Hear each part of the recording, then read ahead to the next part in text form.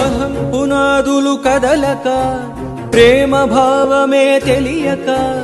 అన్వేషణ సాగించక ఆదర్శము దర్శించక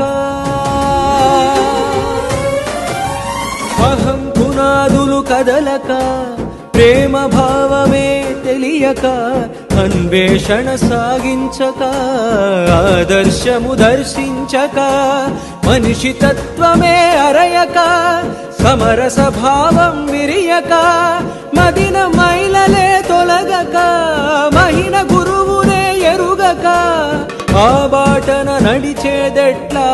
శరద్గురువును చేరేదెట్లా ఆ బాటన నడిచేదెట్లా